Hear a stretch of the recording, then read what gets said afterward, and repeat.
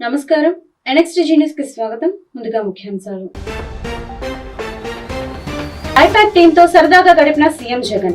మరోసారి అధికారం చేపడతామని ధీమా. పీకేకి షాక్ తగిలేలా ఫలితాలు వస్తాయని ప్రకటన. పోలింగ్ శాతం పెరగడం ప్రభుత్వ వ్యతిరేకతకు నిదర్శనం కాదు. అభివృద్ధి సంక్షేమం కొనసాగాలని ఏపీలో ఓటర్లు పోటెత్తారు. మంత్రి గుడివాడ అమర్నాథ్ వెల్లడి. ఎమ్మెల్సీ జంగా కృష్ణమూర్తిపై అనర్హత వేటు. కక్ష సాధింపు అంటూ జంగా విమర్శలు. పోషక విలువలు గల ఫలాల ఆరగిస్తే సంపూర్ణ ఆరోగ్యం. ఫాస్ట్ ఫుడ్స్ కి స్వస్తి పలకండి. సీజనల్ ఫ్రూట్స్ పై దృష్టి పెట్టండి. ఆంధ్రప్రదేశ్ లో మరోసారి వైఎస్ఆర్సీపీ ప్రభంజనం ఖాయమని, మళ్లీ అధికారంలోకి రాబోతోందని ముఖ్యమంత్రి వైఎస్ జగన్మోహన్ రెడ్డి ప్రకటించారు. ఈ మేరకు ఐపాక్ ప్రతినిధులతో భేటీ అయిన సీఎం జగన్ ఎన్నికల ఫలితాలని అంచనా వేశారు. మళ్లీ అధికారంలోకి వస్తున్నాం, మరోసారి చరిత్ర సృష్టించబోతున్నాం. 2019లో 151 సీట్లు, 22 ఎంపీ సీట్లు గెలిచాం. ఈసారి గతంలో కంటే ఎక్కువ సీట్లే గెలుస్తాం. ఏపీలో వైఎస్ఆర్సీపీ ప్రభంజనం సృష్టించబోతుందని చెప్పారు. ఇదే విధంగా ప్రశాంత్ కిషోర్ ఆలోచించలేనన్ని సీట్లు వస్తాయి. ప్రశాంత్ కిషోర్ చేసేది ఏమీ లేదు, అంతా టీమే చేస్తుంది. వచ్చే ప్రభుత్వంలో 5 ఏళ్ల పాటు ప్రజలకు ఇంకా ఎక్కువ మేలు చేద్దాం. రానున్న రోజుల్లో ఈ ప్రయాణం ఇలాగే కొనసాగుతుంది అని ఐపాక్ ప్రతినిధులతో సీఎం జగన్ అన్నారు. ఏపీ సార్వత్రిక ఎన్నికల్లో వైఎస్ఆర్సీపీ కోసం పొలిటికల్ కన్సల్టెన్సీగా ఐపాక్ పనిచేసిన సంగతి తెలిసిందే. బెన్సర్కిల్లో ఉన్న Indian political action committee IPAC కార్యాలయానికి వెళ్లిన సీఎం జగన్ సుమారు అరగంట పాటు అక్కడ కాసేపు సరదాగా గడిపారు.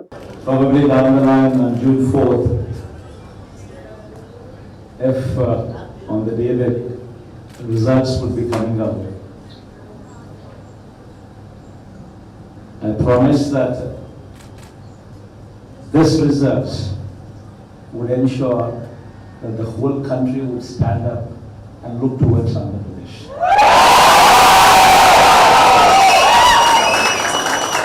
In fact, when someone told me last time itself was 151, last time out of 175, 151 itself is a tall number.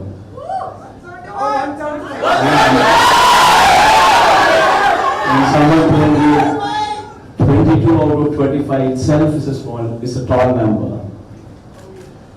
This time, we're going to beat that record.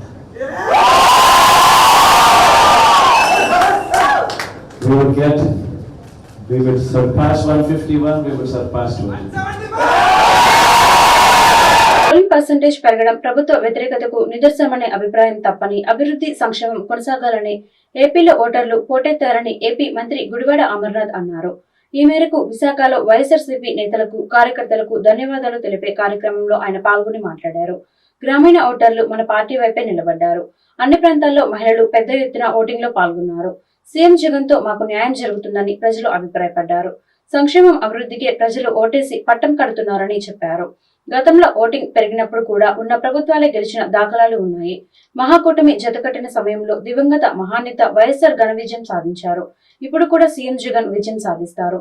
గతంలో కంటే వైఎస్ఆర్సీపీకి ఎక్కువ సీట్లే వస్తాయని ఆయన ధీమా వ్యక్తం చేశారు. 2004 కంటే 2009లో ఎక్కువ శాతం పోలింగ్ అయింది. అప్పుడు కూడా ఇదే మాట అన్నారు. రాజశేఖర రెడ్డి గారి మీద వ్యతిరేకత వచ్చేసింది. కూటమి అంతా, మహాకూటమి అంతా ఏర్పాటు అయిపోయింది. మహాకూటమి అధికారంలోకి వచ్చేస్తుందని చెప్పి ఏం జరిగిందో చూసాం. రేపు కూడా అదే రిపీట్ అవ్వబోతా ఉంది. జగన్మోహన్ రెడ్డి గారు చేసినటువంటి సంక్షేమ కార్యక్రమాలు, అభివృద్ధి కార్యక్రమాలు మళ్ళీ కొనసాగాలని చెప్పి జనం పోటెత్తి ఓటేశారనేటువంటిది ఈరోజు అనేక మంది విశ్లేషకులు, రాష్ట్ర ప్రజలు, ముఖ్యంగా వైఎస్ఆర్ కాంగ్రెస్ పార్టీ నాయకత్వం అందరం కూడా పూర్తిగా నమ్ముతా ఉన్నాం. సహజంగా ఎక్కడున్నా సరే అర్బన్ ప్రాంతాల్లో ఏ రకంగా గతంలో ఓటింగ్ ప్యాటర్న్ ఉందో 1 or 2% అటు ఇటుగా నడిచింది. గ్రామీణ ప్రాంతాల్లో పూర్తి స్థాయిలో 80-85% వరకు పోలింగ్లు నమోదు జరిగినాయి. తప్పకుండా వన్ సైడెడ్గా మళ్ళీ జగన్మోహన్ రెడ్డి గారు అధికారంలోకి వస్తారు, మళ్ళీ విజయం సాధిస్తాం. గతంలో వచ్చినటువంటి నంబర్స్ కన్నా మెరుగైనటువంటి నంబర్స్ వస్తాయనేటువంటిది కూడా పూర్తిగా కనబడతా ఉంది. కేంద్రంలో కూడా తప్పకుండా ఈసారి రాష్ట్రంలో వైఎస్ఆర్ కాంగ్రెస్ పార్టీకి వచ్చినటువంటి పార్లమెంట్ అభ్యర్థుల ద్వారా వారి మద్దతు పూర్తి స్థాయిలో అవసరం పడుతుందని చెప్పి కూడా పూర్తి స్థాయిలో ఆశిస్తూ ఉన్నాం. మన రాష్ట్రంలో వైఎస్ఆర్ కాంగ్రెస్ పార్టీ ఎంపీల తాలూకు అవసరం తప్పకుండా పడుతుందని చెప్పి ఆశిస్తా ఉన్నా. ఓటమి భయంతోనే వైసీపీ నాయకులు దాడులకు పాల్పడుతున్నారని టీడీపీ సీనియర్ నేత సోమిరెడ్డి చంద్రమోహన్ రెడ్డి ఆగ్రహం వ్యక్తం చేశారు. దాడులు చేసేలా మంత్రులు రెచ్చగొడుతున్నారని ఆరోపించారు. మంత్రి కాకాని గోవర్ధన్ రెడ్డి మాట్లాడిన వీడియోను ఈ సందర్భంగా ఆయన ప్రదర్శించారు. జూన్ 4 తర్వాత తెదేపా నేతలను తరిమేస్తామంటూ వైకాపా నేతలు ప్రగల్భాలు పలుకుతున్నారని, ముందు వారి సంగతి చూసుకోవాలని హితవు పలికారు. జగన్ కు ఆయన తల్లి, ఇద్దరు చెల్లెళ్లు వ్యతిరేకంగా ఉన్నారన్నారు. 135 సీట్లతో కూటమి అధికారంలోకి రావడం ఖాయమని సోమిరెడ్డి ధీమా వ్యక్తం చేశారు. అహంకారానికి ఆత్మగౌరవానికి మధ్య ఎన్నికలు జరిగాయన్నారు. దుర్మార్గాలు ఏంటి? ఆఖరణ ఎలక్షన్ కమిషన్ డీజీపీని, చీఫ్ సెక్రటరీని పిలిచి మందలించాల్సిన పోస్ట్ ఎలక్షన్స్ దాడుల మీద ఇటువంటిది ఎప్పుడన్నా చరిత్రలో జరిగిందా? ఏ రాష్ట్రంలో అయినా జరిగిందా? 5 సంవత్సరాలు సప్రెషన్లో పెట్టారు, గొంతెత్తనీయకుండా అరాచకాలు చేశారు. ఈరోజు కట్టలు తెంచుకొని వచ్చి ఓట్లేశారు. దాన్ని కూడా వచ్చుకోలేకుండా మంత్రులు, ఎమ్మెల్యేలు దగ్గరుండి దాడులు చేస్తుంటే ఏం చేయాలా? ఇప్పుడు ఎగ్జాంపుల్, ఆయన గ్రేట్ అగ్రికల్చర్ మినిస్టర్. పాపం కొంతమంది తెలిసి తెలియక ఎగిరెగిరి పడుతున్నారు. 20 రోజుల తర్వాత మిమ్మల్ని దేవుడు కూడా కాపాడలేడనేటువంటి మంచిగా ఉంటే ఎంత మంచిగా ఉంటానో మీరు ఒకవేళ ఎవరన్నా ముచ్చట పడుతున్నారేమో, శక్తి ఏ విధంగా ఉంటుందని ముచ్చట పడితే మీకు చూపించాలని మీరు అనుకుంటే తపన పడితే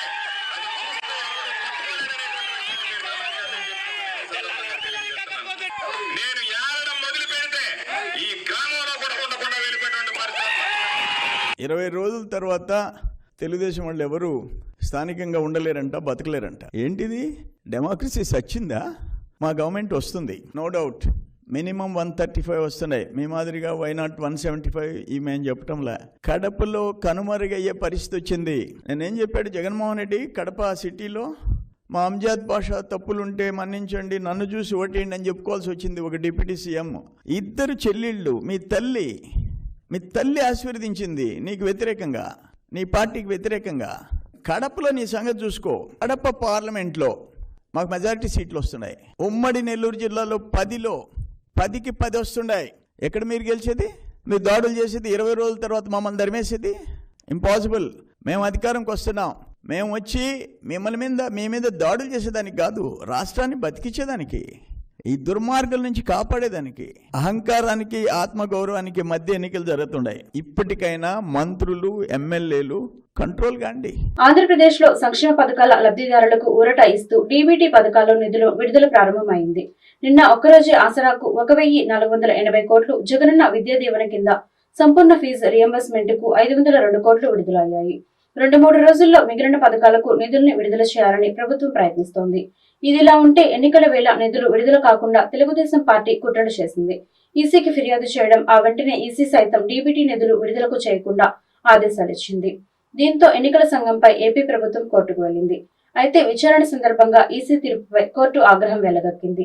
ఈలోపే పోలింగ్ తేదీ వచ్చేయడంతో నిధుల విడుదల ఆగిపోయింది.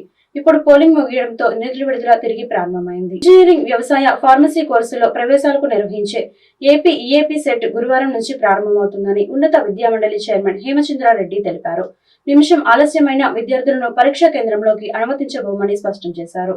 అభ్యర్థులు గోరింటాకు పెట్టుకుంటే బయోమెట్రిక్ కు ఇబ్బందులు రావచ్చని, ఆభరణాలతో పాటు ఎలక్ట్రానిక్ పరికరాలను పరీక్షా కేంద్రంలోకి అనుమతించబోరని తెలిపారు.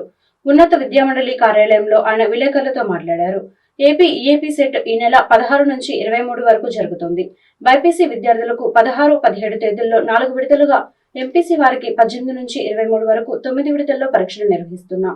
ఉదయం 9 గంటల నుంచి మధ్యాహ్నం 12 గంటల వరకు మొదటి విడత, మధ్యాహ్నం 2 గంటల 30 నిమిషాల నుంచి సాయంత్రం 5 గంటల 30 నిమిషాల వరకు మరో విడత ఉంటుంది.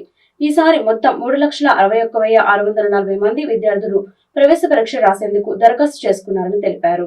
టెస్ట్ టైమింగ్స్ విషయానికి వచ్చేసరికి నేను చెప్పాను ఇదివరకే, రోజుల్లో 2 సెషన్స్ మనం కండక్ట్ చేస్తాం.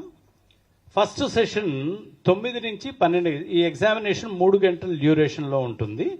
9 గంటలకి ఉదయం సెషన్ 9 గంటలకు ప్రారంభమై 12 గంటలకు ముగుస్తుంది. అండ్ మధ్యాహ్నం సెషన్ 2:30కు ప్రారంభమై 5:30కు ముగుస్తుంది. బట్ ఈసారి మనం 2:30 గంటలకు స్టార్ట్ చేసి 5:30 గంటలకు ముగిస్తున్నాం. ఎందుకంటే చీకటి పడే అవకాశాలు ఉంటాయి కాబట్టి టెస్ట్ సెంటర్లో ఇబ్బందులు లేకుండా కాస్త అర్లీగా స్టార్ట్ చేస్తామని మనం ప్లాన్ చేసుకున్నాం. ఇది ప్రతి ఒక్క విద్యార్థి తల్లిదండ్రి గమనించాలని మనం కోరుకుంటున్నాం. ఎందుకంటే మధ్యాహ్నం సెషన్ టైమింగ్స్ ఒక అరగంట ముందుగా చేసాం. 3 గంటలకు ఇది వరకు లాస్ట్ ఇయర్ వరకు 3 గంటలకు స్టార్ట్ అయ్యే ఎగ్జామ్ ఈ ఏడాది మాత్రం 2:30 గంటలకు మనం స్టార్ట్ చేస్తున్నాం. ఈ ఎగ్జామ్ అన్నది అగ్రికల్చర్ ఫార్మసీ అన్నది 16-17 ఎగ్జామ్ ఉన్నది.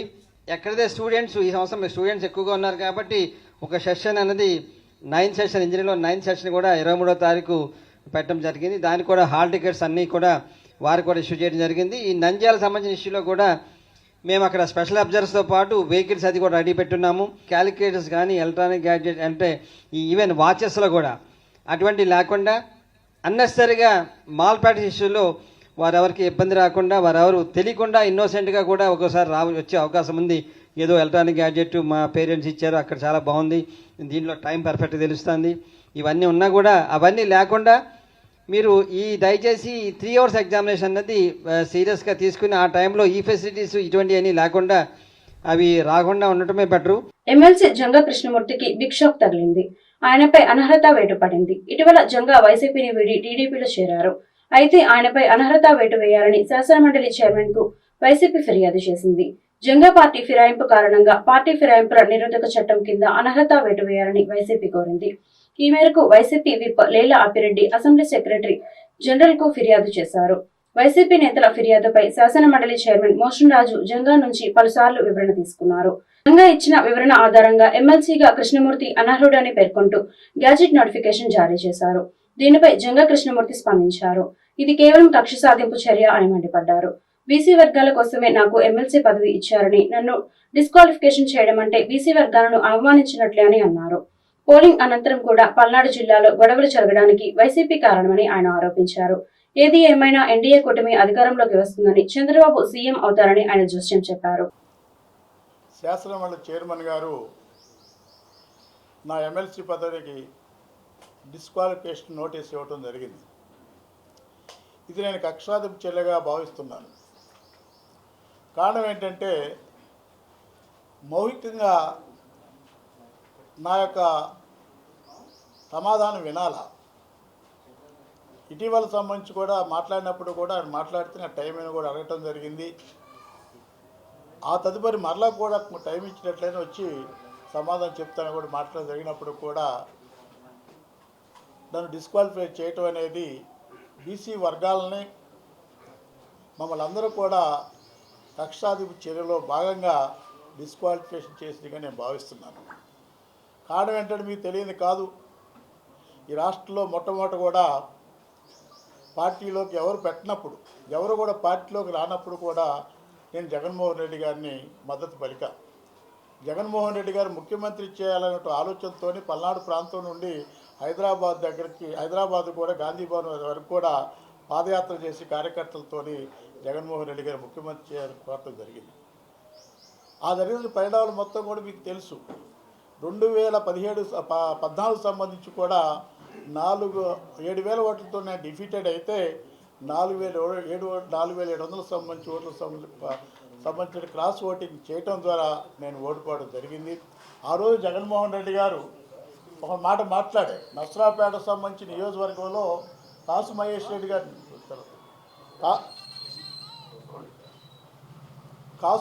రెడ్డి గారిని పార్టీలో చేర్చుకునేటప్పుడు నన్ను అడిగారు, కాసు మహేష్ రెడ్డి చేర్చుకుందామని. మీరు ఏమాత్రం కూడా ఆయనకి సమాధానం చెప్పకుండా నేను ముఖ్యమంత్రి కావాలన్నా నువ్వు ఎమ్మెల్యే కావాలన్నప్పుడు తప్పనిసరిగా మీ ముఖ్యమంత్రి కావటమే నా అవసరంగా, నా పదవి ముఖ్యం కాదనే ఉద్దేశంతో కూడా కాసు మహేష్ రెడ్డి గారిని ఆ రోజు పార్టీలో తీసుకోవడం జరిగింది. మండుటెండలో పాదచారుల దాహర్తిని తీర్చేందుకు ఆధ్యాత్మిక సంస్థ గుంటూరు మహానగర్ వికాస తరంగిణి శాఖ ముందుకొచ్చింది.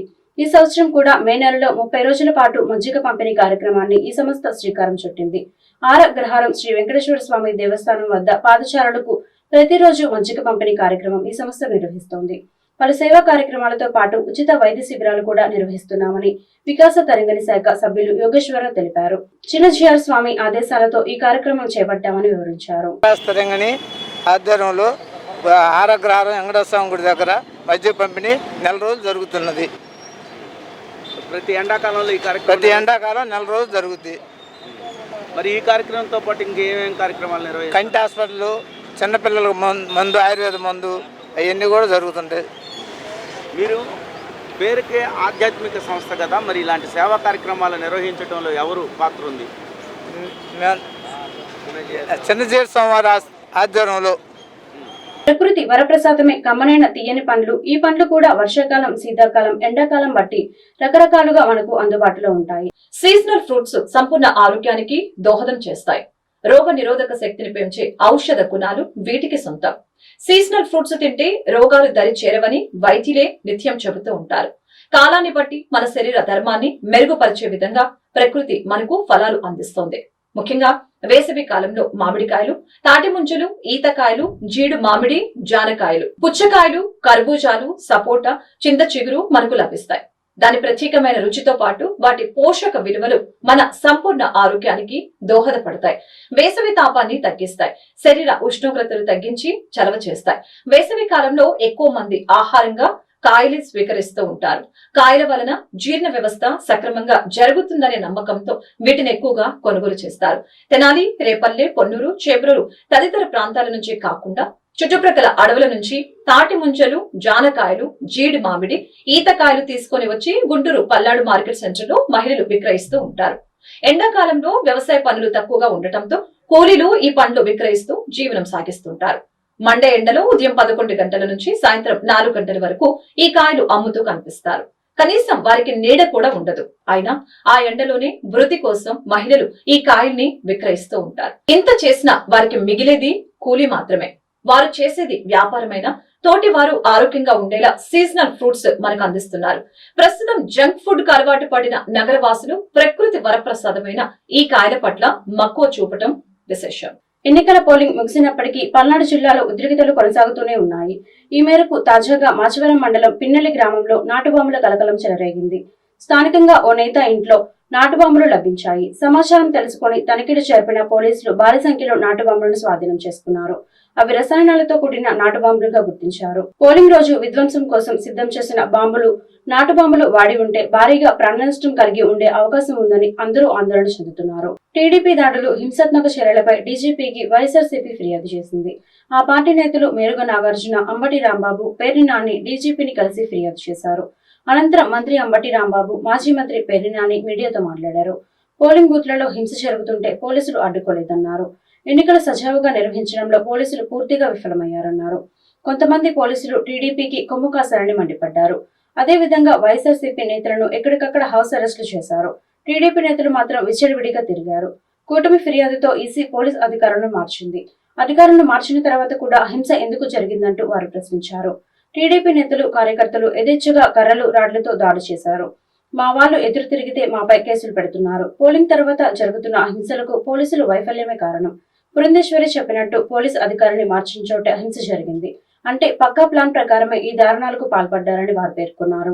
చూసినా కూడా తెలుగుదేశం పార్టీ దుడుకు చర్యలు, దుందుడుకు చర్యలు, దౌర్జన్య కాండలు చేస్తున్నంతసేపు పోలీసు వ్యవస్థ కళ్ళప్పగించి చూస్తూ వారి జోలికి వెళ్లకుండా, కట్టడి చేయకుండా ఉద్దేశపూర్వకంగా తెలుగుదేశం పార్టీ వారితో లోబడిపోయి, లొంగిపోయి ఎక్కడన్నా వైసీపీ వాళ్ళు తెలుగుదేశం చేసినటువంటి దాడులకి తిరుగుదాడి చేస్తుంటే, లేకపోతే ఆత్మరక్షణ కోసం వాళ్ళని కాపాడుకునే ప్రయత్నంలో తిరగబడుతుంటే మొత్తం వైసీపీ వాళ్ళందరి మీద కూడా తప్పుడు కేసులు కడతాం.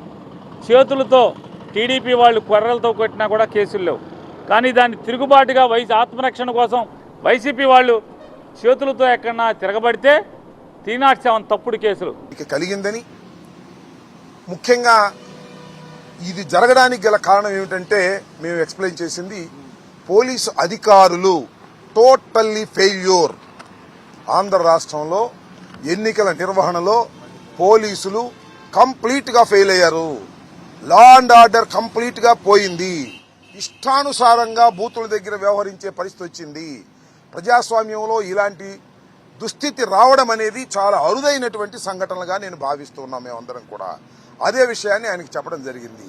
ఇక్కడ ఇంకొకటి వ్యాలిడ్ పాయింట్ ఏంటంటే, పోలీసు ఫెయిల్యూర్ అయ్యిందా లేక పోలీస్ వ్యవస్థలో కొంతమంది తెలుగుదేశంతో కొల్లుడయ్యారా అనేది మాకు అర్థం కానటువంటి అంశం. దాని మీద విచారణ జరపవలసిందిగా కూడా కోరాం. ఎక్కడైతే మాకు బాగా బలంగా ఓట్లు పడతాయి అనుకుంటారో అక్కడ పోలీస్ బందోబస్తు ఎక్కువ పెట్టారు. ఎక్కడైతే మాకు బలంగా ఓట్లు పడవు, తెలుగుదేశానికి అనుకూలంగా ఉంటాయనుకున్న చోట పోలీసులు పెట్టలేదు. అందువల్ల మా దగ్గరేమో వారు రౌడీజం చేయడానికి వీలు లేకోకుండా పోలీసులు పెట్టారు, సంతోషమే. కానీ ఆ బూతుల్లో రౌడీజం జరుగుతూ ఉంటే పోలీసులు మాత్రం ఒకళ్ళో ఇద్దరో ఉండి చూస్తూ ఊరుకున్నటువంటి సంఘటనలు మనం చూసాం, మేము ప్రత్యక్షంగా చూసాం. ముఖ్యంగా పల్నాడు జిల్లాలో కానీ మరొక జిల్లాలో కానీ ఎక్కడైనా సరే ఏదైనా ఒక హింస జరుగుతూ ఉంది, ఒక బూత్ను క్యాప్చర్ చేశారు, పోలీసు వారు వెళ్ళాలి అని మేము అనేక సార్లు ఫోన్ చేస్తే ఇదిగో వెళ్తున్నారు అదిగో వెళ్తున్నారని సినిమాలో లాగా అంతా అయిపోయిన తర్వాత, కొట్టుకున్న తర్వాత, ఈవీఎంలు పగిలిపోయిన తర్వాత అప్పుడు వెళ్ళినటువంటి సంఘటనలు కోకొల్లలుగా కనిపిస్తూ ఉన్నాయి. చిత్రం ఏంటంటే మొన్న సడన్గా నేను ఎన్నికల రోజు నాకు ఫోన్ చేసి మిమ్మల్ని అరెస్ట్ చేయమన్నారండి, హౌస్ అరెస్టు, తిరగడానికి వీలు లేదు అన్నారు. నేను ఇంటికి వచ్చి కూర్చున్నా, నా ప్రత్యర్థి మాత్రం తిరుగుతానే ఉన్నాడు. What is this? దీన్ని కూడా సమాధానం చెప్పాల్సినటువంటి బాధ్యత పోలీస్ వ్యవస్థ మీద ఉంది. అనేక హింసాత్మకమైన సంఘటనలు జరిగాయి, ఆ రోజు జరిగాయి, నిన్న జరిగాయి. వార్తలు ముగించే ముందు ముఖ్యాంశాలు మరొకసారి. ఐపాక్ టీంతో సరదాగా గడిపిన సీఎం జగన్, మరోసారి అధికారం చేపడతామని ధీమా, పీకేకి షాక్ తగిలేలా ఫలితాలు వస్తాయని ప్రకటన. పోలింగ్ శాతం పెరగడం ప్రభుత్వ వ్యతిరేకతకు నిదర్శనం కాదు, అభివృద్ధి సంక్షేమం కొనసాగాలని ఏపీలో ఓటర్లు పోటెత్తారు, మంత్రి గుడివాడ అమర్నాథ్ వెల్లడి. ఎమ్మెల్సీ జంగా కృష్ణమూర్తిపై అనర్హత వేటు, కక్ష సాధింపు అంటూ జంగా విమర్శలు. పోషక విలువలు గల ఫలాల ఆరగిస్తే సంపూర్ణ ఆరోగ్యం, ఫాస్ట్ ఫుడ్స్ కి స్వస్తి పలకండి, సీజనల్ ఫ్రూట్స్ పై దృష్టి పెట్టండి. ఈ వార్తలు ఇంతటితో సమాప్తం. నమస్కారం.